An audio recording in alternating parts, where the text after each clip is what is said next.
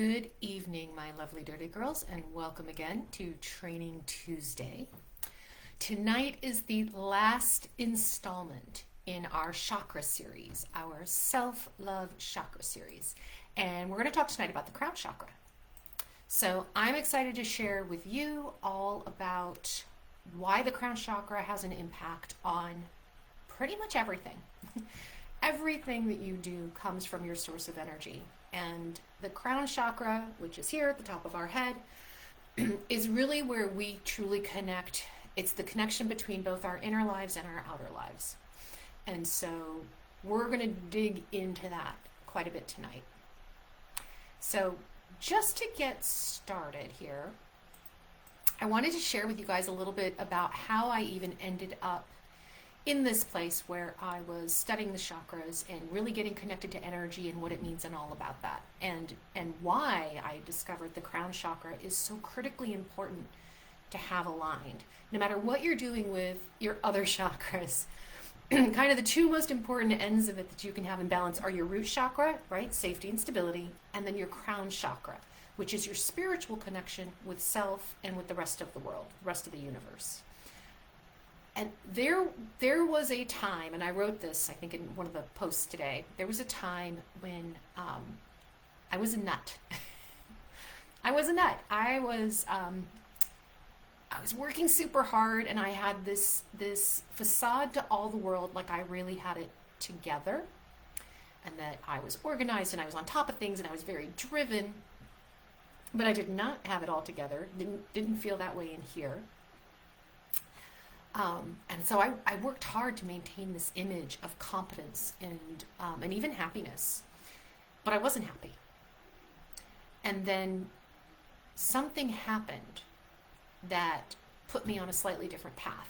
I wasn't happy, but I wasn't really fully recognizing it. Like I knew I wasn't happy, but I wasn't dealing with it. That's really the thing. I wasn't dealing with it. So one day when my daughter is my oldest. You guys who have been watching for a while know I have 3 kids, a daughter and 2 boys. My oldest child came home from school. Now, my 3 kids at this time, she was the oldest and she was 7. So my middle one was 5 and my youngest one was 3. 2. He was 2. They went to a private Catholic school. And that day at school, my daughter had been shamed in the classroom. Now, I'm not making any knocks against Catholic school or anything like that. My kids went for a long time. They got a great education. I'm all a fan of it. I'm not a fan of this one particular teacher who took the opportunity to say there was a fundraising event going on. And my daughter was one of the students who didn't raise the, I don't know, $25, $30 that they wanted each student to raise specifically for this fundraiser. And she didn't raise the money because I told her not to, because at the beginning of the year, her dad and I had done a donation to the school for capital improvements. And I was like, they got my money for the year. They're good. But the teacher had gone and in the classroom had written the names of all the students in the classroom, and there were only 3 or 4 of them who did not contribute to the fundraising that they were doing in their classroom that day. And she felt embarrassed and shamed. And now I had to explain to a 7-year-old that we'd already given money and that her teacher may not have fully realized that. And then, of course, I called the principal because I was an irate mother. But what it kicked off for my daughter at the age of 7 was the thought that this is supposed to be a Christian environment and a loving and supportive environment. And that day, it wasn't. It wasn't a safe place for her. And she started her own spiritual journey of exploring religions. She literally started going to the library and checking out books about all the world religions. And every day I drove them to school and I picked them up from school every day. And every day she would ask me questions about the different religions and what's out there and what are they like and how are they different. And it was her search for a spiritual community that made sense to her, that she felt supported by at the age of 7. Blows my mind. But it was her that had me thinking, what about me? Right? Where's my spiritual connection? Now, I'd been raised a certain way. I held certain beliefs, but like a lot of us who are not necessarily very religious. It was kind of superficial. And so my journey became a much bigger one because I was so tired. I felt so disenfranchised. I mean, I didn't feel connected to anything. I was a mother of 3. My spouse at the time was in the Army. He was deployed. He was always deployed. Our marriage was already not going well. I was not really looking forward to him coming home. So I was working full time and I had a big job, and it was a job I was very ambitious about, wanted to be very successful in. And so I'm juggling being a single mom, having 3 kids, again, ages 2, 5, and 7, juggling this career that's taking off in a direction that I really like, but it just meant I was busy all the time. I didn't have family nearby. I didn't have very many friends because I was working all the time, so I didn't spend a lot of time cultivating friendships. And certainly not the kind of friends that you'd ask to come over and help you like change a diaper or cook dinner, right? Clean your kitchen. And yet my attention was always on other people. It was on taking care of my kids. It was on taking care of my bosses. It was on taking care of work. It was always work. I was always doing work, really. And then it was more kid stuff and more house stuff. And then it was work again. Claudia's experience, my daughter's experience, triggered for me this realization that I was missing something, and I didn't know what it was. I just knew that I wasn't happy. I didn't feel like I was in control of my life, even though I was really controlling every little piece that I could. I was controlling the timing of things and what was where. Like I had to be organized and on a tight schedule and everything to control the life because there were so many moving parts and I was responsible for all of it. And yet I felt completely out of control. So that is the start of my story, and I'm going to continue it in a minute, but I want to take a moment to say hello. And hello, Joyce. I see you there. Welcome. Welcome to Training Tuesday. My name is Natalie Hahn. I am CEO of Dirty Girls Consulting, and for any of you who are new tonight, welcome. We are here every Tuesday talking about different training topics, and tonight is the end of our chakra series. And we're talking about the Crown Chakra tonight and the impact that having your Crown Chakra in alignment has on your overall well-being. So I pause here usually in most of the chakra series points and say, first of all, say hello in the chat just like Joyce did. Love to know who you are and where you're from, if this is your first time or not. Second, know that as I'm talking about the chakras, I'm not talking about this from a religious perspective.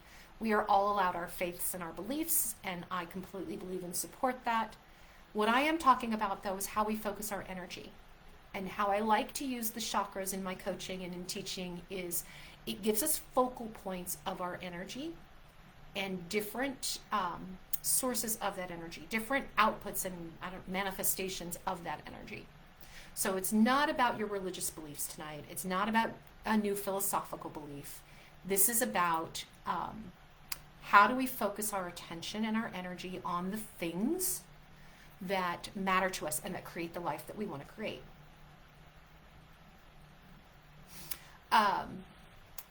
I don't know. I've not heard it referred to, Joyce, as Alta Major Chakra. That's almost sounds like that would be it. But if that's an alternate name for it, I'm not familiar with that one. So, and hey, Jackie, I see you. Great to have you ladies here. So, I'm going to get back to my journey story because the whole reason I'm telling you the story behind this is because it's completely tied to the connections, right? The connections that are so important with the Crown Chakra. And by the way, as I'm going through this, let me know if any of this does sound familiar to you, right? This sense of disconnection, this sense of not in control, and yet you're controlling everything. Here's what my daughter's event, right? That moment, here's where it took us, right? I thought, I'm smart. I'm smart. And there's this gaping hole in me somewhere that I don't even know what's missing, and I don't know how to fill it. So surely, if I do some research, I'll figure it out. Because after all, research got me through school. It got me through grad school. It's gotten me through life so far. So I'm going to research. And I should say we researched. Claudia is very much a researcher as well. We read. We attended seminars and events.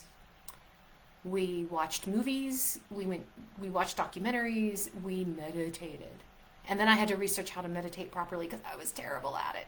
And I couldn't figure out why I couldn't do it right. Um, yeah.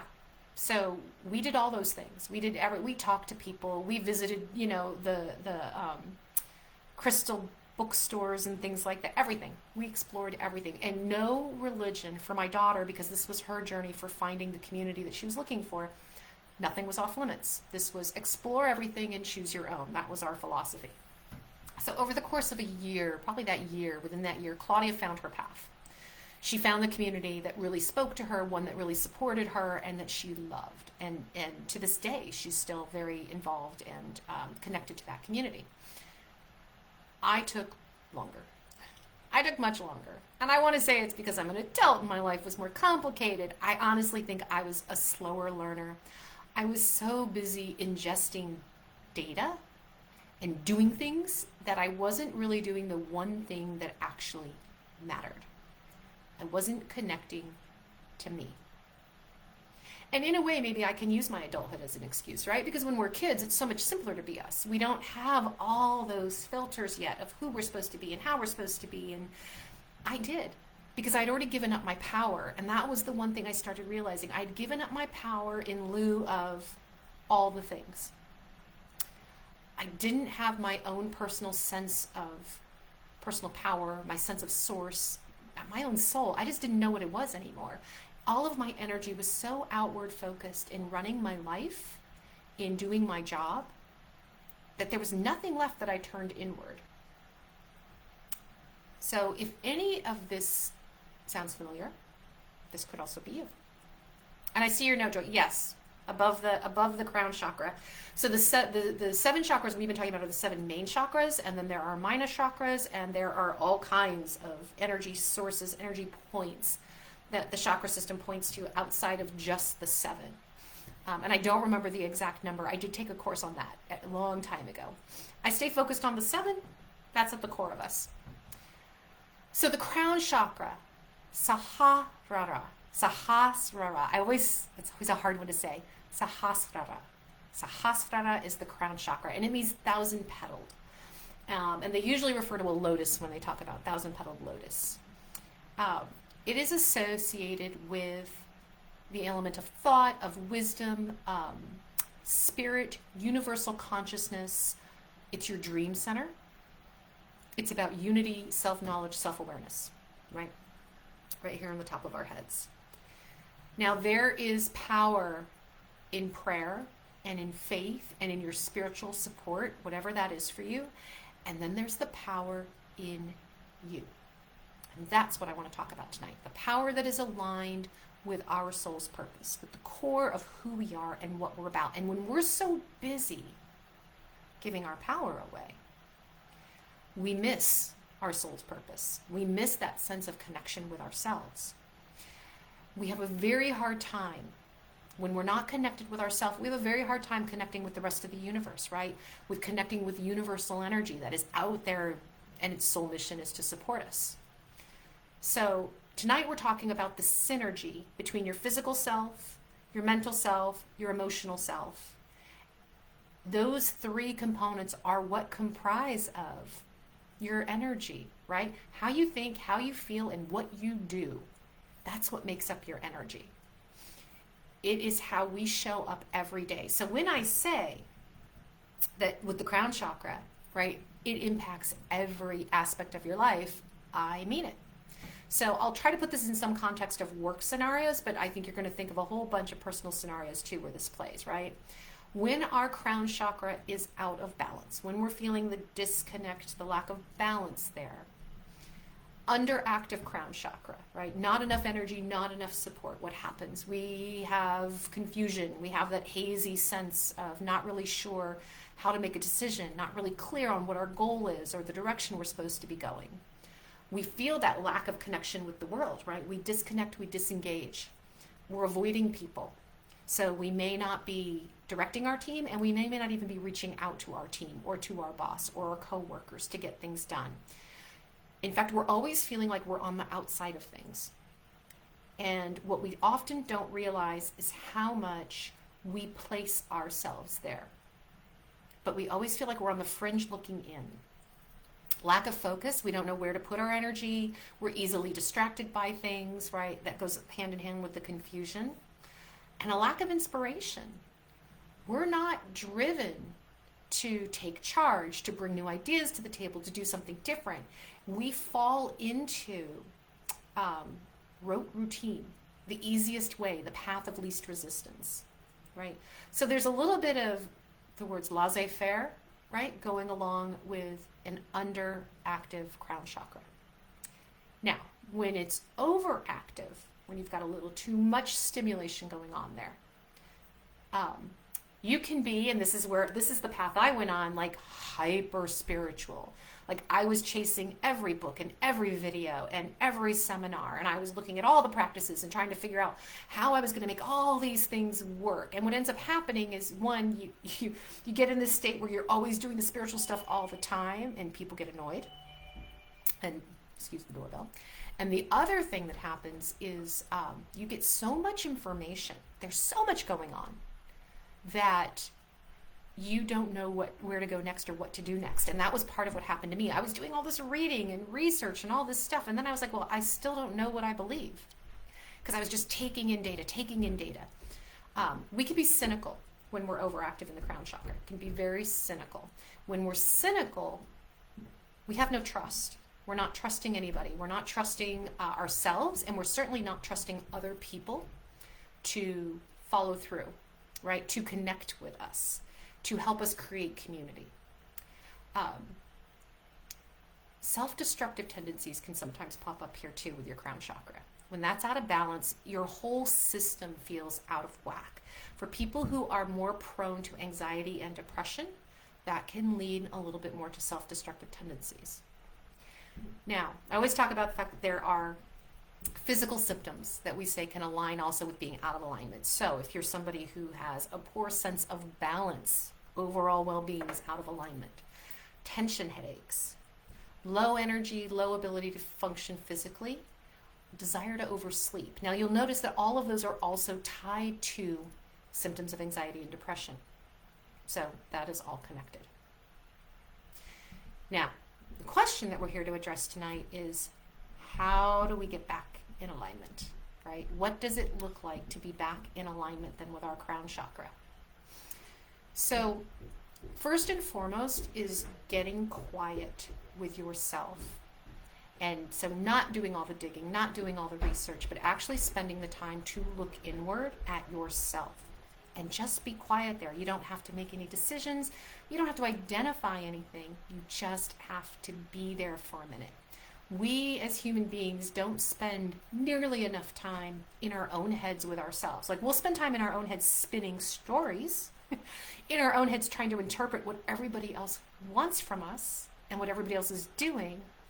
But do we ever just spend time sitting to be with ourselves? Like even when I was meditating, when I was in my crazy stage and trying to meditate all the time, I was so focused on, am I meditating right? Am I doing this right? Am I doing this right? Do I have enlightenment yet? What is it going to feel like? Where is it going to show up? How am I going to get there? Right? How many mantras can I learn? How many mudras can I do? Like, I was so focused on chasing something that I wasn't just sitting and being.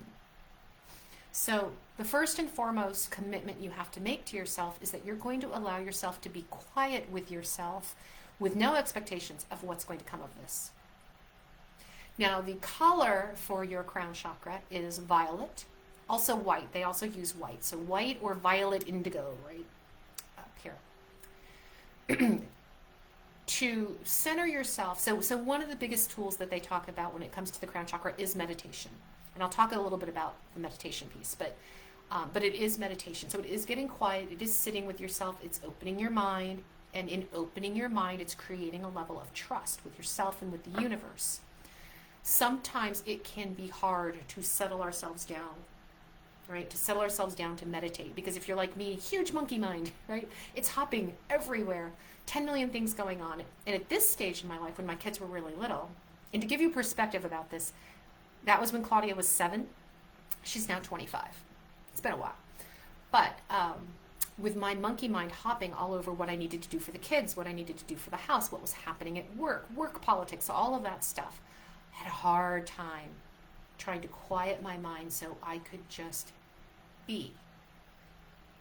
So, a breathing technique, a pranayama breathing technique that's very popular, and if you go to yoga classes at all, they may have made you do this in yoga also, but it's alternate nostril breathing. That's essentially what it is. So take two fingers, your your ring finger and your middle finger, put them in the center of your hand. So you've got your index finger and your pinky. Am I doing that right? Your index finger and your pinky. No, wrong hand, sorry. It's your ring finger and your middle finger. Nope, I was right. Index and middle. Take your thumb. I'll get this right eventually. Take your when you just do it, you don't think about it. When you have to explain it to somebody else, it's suddenly a different thing. Okay, index finger, middle finger, center of your palm. Take your thumb and place it on your right nostril. You breathe in through your left nostril. Take your ring finger, put it on your left nostril. Breathe out. Now, leaving it there, breathe back in. Switch nostrils with your thumb. Breathe out. Breathe back in. Now, what this practice does, the alternate nostril breathing, is one, it slows you down. It forces you to think about your breath. It slows you down. It puts you in a slower rhythm. It alternates the function in your body. So all of this starts to calm down your nervous state. And after doing that for a minute or so, it becomes much easier to concentrate and meditate. Now, when you're meditating, the sound for meditation is Om. It's the same as your third eye chakra that we talked about last week. It's Om. It's kind of that bass sound, vibrational sound for your spirituality.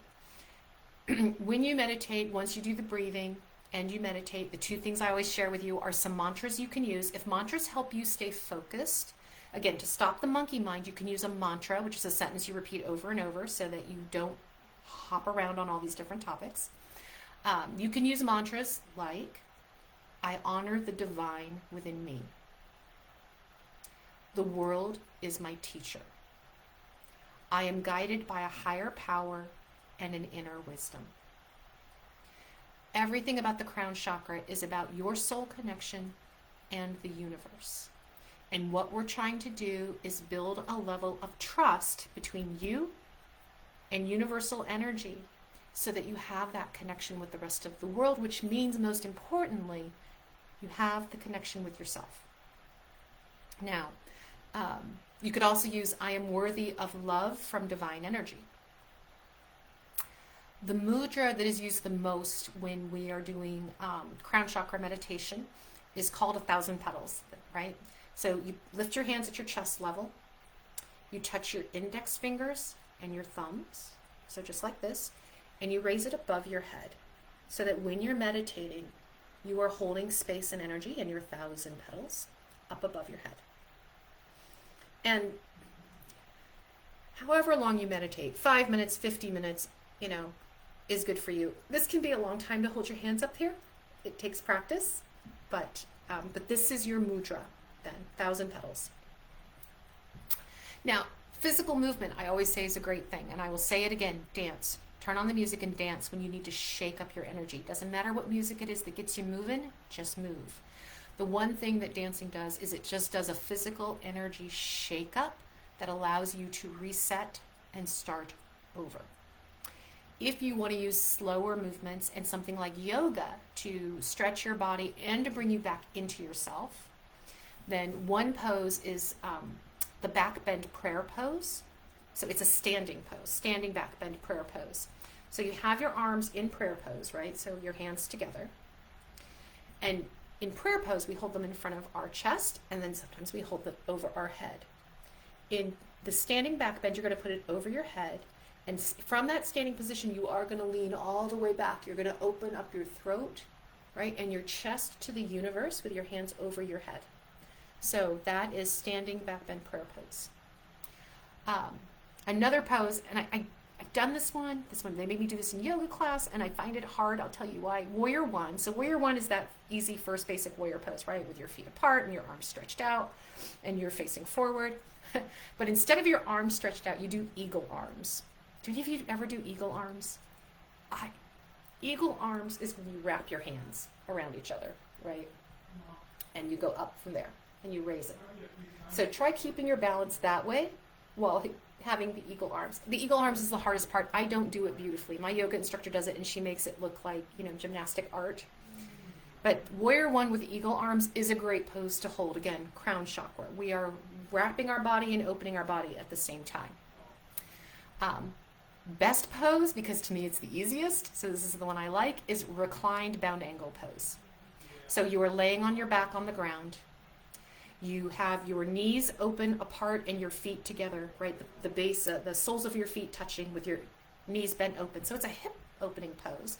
But you are also, again, we hold all of our emotions, right? The energy of our emotions are in the hips, so we hold that open. And so just reclining, like laying down, knees open, soles of feet touching. That's one. Now, if you are into gemstones, the gemstones that you can use to help you in your meditation practice, amethyst, clear quartz, selenite, labradorite. I always struggle with that one. Labradorite, fluorite, and moonstone. And actually, I was going to show you, I have my selenite heart here. I actually keep it on my desk. If you're into essential oils, your essential oils are cedarwood, frankincense, jasmine, lavender, neruli, and blue chamomile. Now, the whole point of me going through all of those little pieces of things you can do to move your energy and to try to reconnect with yourself and open your crown chakra is because I want you to take your power back.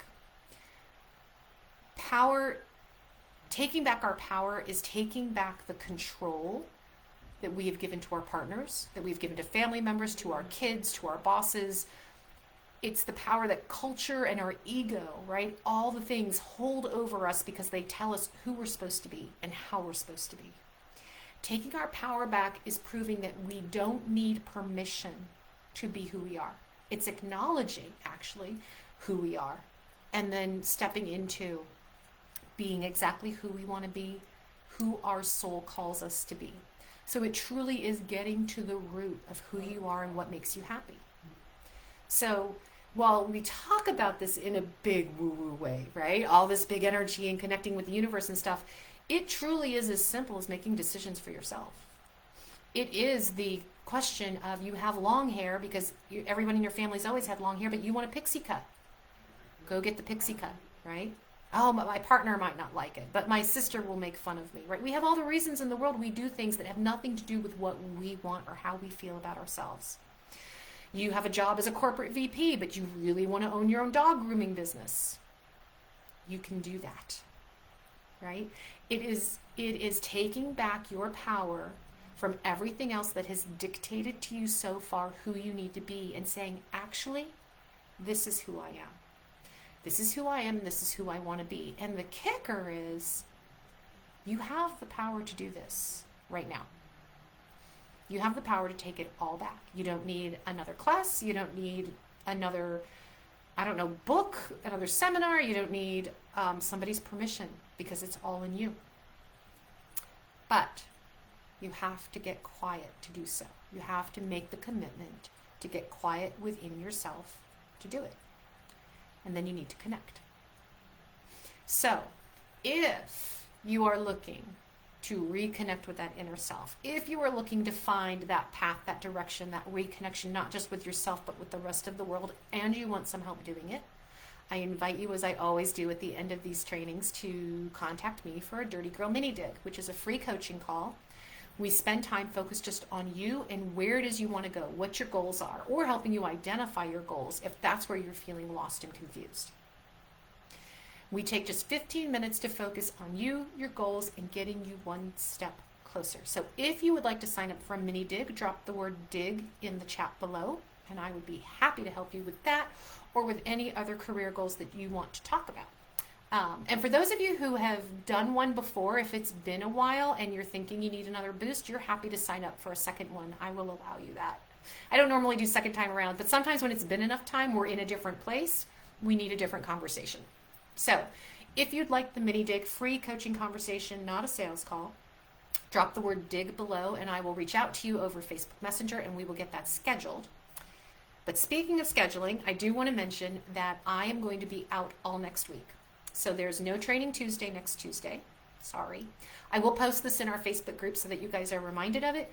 But I am the time off and the vacation I was supposed to have between Christmas and New Year's that didn't happen because my daughter got sick with COVID. And so we were all in lockdown is now happening next week. So I will be out of contact next week. In the meantime, though, don't let it stop you from scheduling a mini dig. Don't let it stop you from reaching out to me. If I miss you before I go away for a few days, I will absolutely reach back out to you when I get back, and we will ensure that we keep you moving closer to your goals.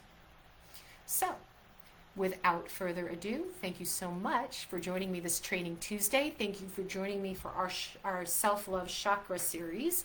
This last one being about the Crown Chakra, which is the full connection of yourself with the rest of the world. And like it does with all of our chakras, this comes down to trust. It comes down to self-awareness, self-knowledge, and trust.